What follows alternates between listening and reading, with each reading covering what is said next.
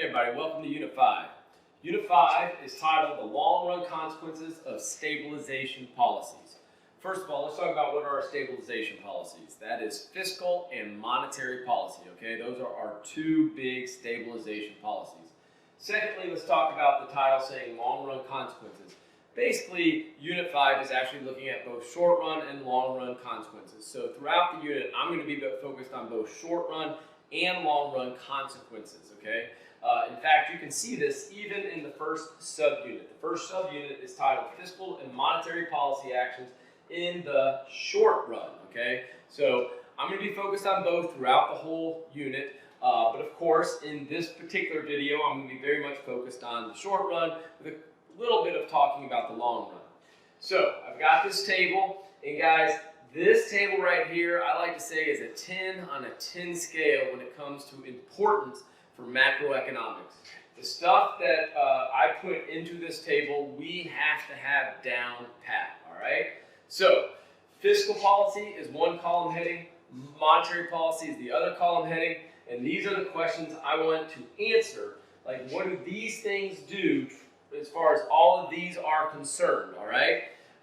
As I answer these, I'm going to assume that our economy is in a recession. So that is very important. We have a recessionary gap. We are busting. So keep that in mind, and that's how I'm going to answer these questions. It won't be important for these top two, but it will start getting very important for everything after that. So let's get after it.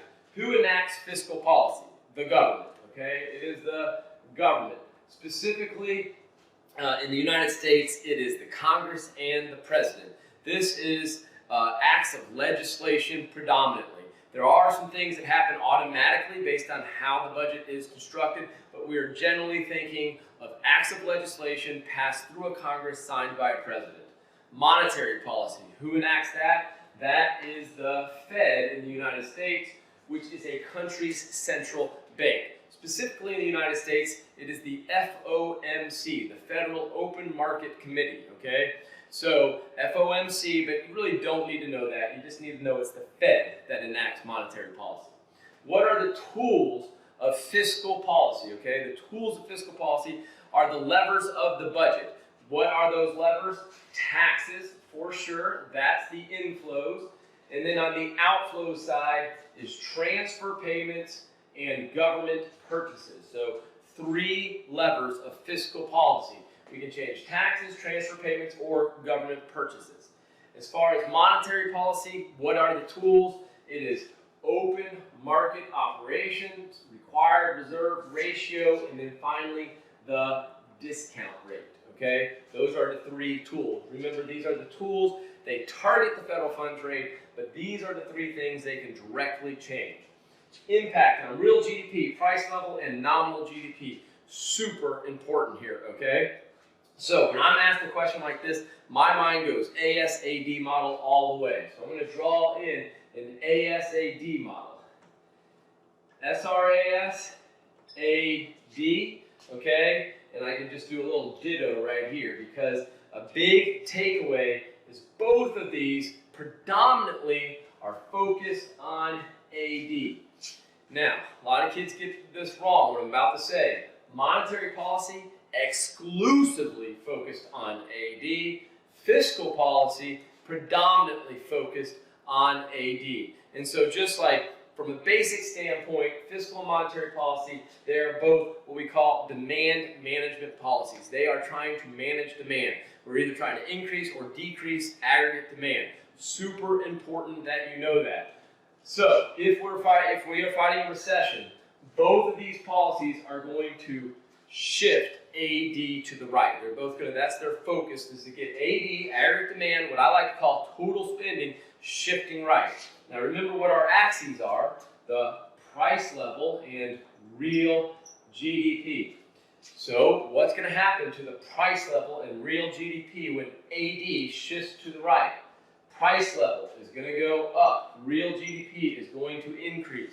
And guys, since nominal GDP is a way to calculate it is the price index, which measures the price level, times real GDP. That gives us the nominal GDP. If both of these are increasing, heck yeah, nominal GDP also increasing.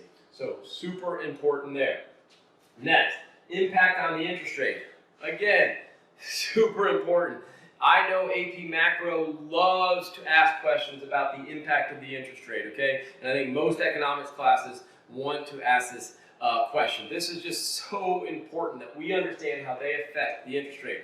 Now here it comes, guys. What is the impact on the interest rate of doing expansionary fiscal policy? Remember, we're fighting a recession. Well, we would lower taxes, increase transfer payments, increase government purchases. We're going to run deficits. Government's going to need money. So where are they going to go? To the loanable funds market, and they are going to demand loanable funds. They're going to borrow money. And when they borrow money, the interest rate is going to go up. So we are going to have the interest rate increasing. Guys, this is an unintended result, okay? This is not what they want. This is going against what they want to happen. This is a result of fiscal policy that they are not happy about, okay? So, interest rates going up, why aren't they happy? That's going to create a drag on investment. Monetary policy. Monetary policy is focused on changing the interest rate, okay? I like to say the interest rate is an unintended result of fiscal policy. Monetary policy, heck, that is what they are trying to change. And when we do expansionary monetary policy, money supply increases, price of money is going to go down. Interest rate goes down. Super important that we have that, okay? This is an intended consequence. This is what they are trying to do. This is something government or fiscal policy policymakers are not happy about, all right? Just keep that in mind. Super important there. Investment. What's going to happen to investment? Well, that one is all about what's happening to the interest rate. Interest rates are going up. Business investment, they're going to get crowded out of the loanable funds market by government coming in and trying to finance their deficits, okay? So interest rates going up is hurting business investment. So decrease in capital I for business investment. Interest rates going down, the number one component of AD that monetary policy is trying to impact is investment. Investment is going to go up, okay? The exchange rate. Well, if the interest rate goes up, money's going to flow into the U.S. financial market from abroad. And as money flows into our financial market, hey, that's going to be a supply of foreign currency demanding our domestic currency, demanding the dollars. They're going to demand the dollar, and the dollar is therefore going to appreciate. We're going to have the dollar appreciate because of that interest rate change that fiscal policy has caused, okay? Now, what's going to happen to the dollar when it comes to monetary policy? Guys, they're going to push the interest rates down. Money's going to flow out of our country. That means we're going to see an increase in the supply of dollars, okay, as money flows away or flows out of our country towards other markets where they can get higher interest rates. Hence, the dollar is going to depreciate. You guys, that should be a little bit of common sense. If we increase the money supply, guys, guess what's going to happen? The dollar is going to depreciate. Net exports. Well, if the dollar appreciates, our stuff just became more expensive. Exports are going down, and guess what? Their stuff just became cheaper for us to buy. Imports are going up. Net exports is going down when it comes to fiscal policy. Exact opposite for monetary policy, okay? Our dollar got cheaper. Our goods and services are cheaper. U.S. exports are going up. U.S. exports are going up. Their stuff is now more expensive to us. U.S. imports are going down. Again, that is because the dollar depreciated. Finally, long-run growth. What's going to happen there? This one is absolutely tied to the investment question. Guys, key to long-run growth is what's happening to investment, right? Business investment is key to long-run growth. That is the buying of machines and equipment and computers and software and all the stuff we need to make other stuff. If investment's going down, this is going to hurt our long-run growth potential, all right?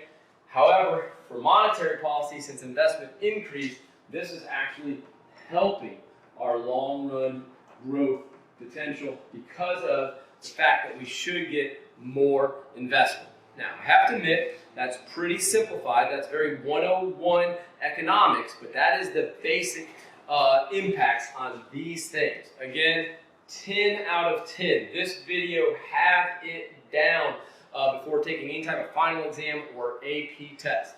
Thanks for tuning in. We'll see you in the next one.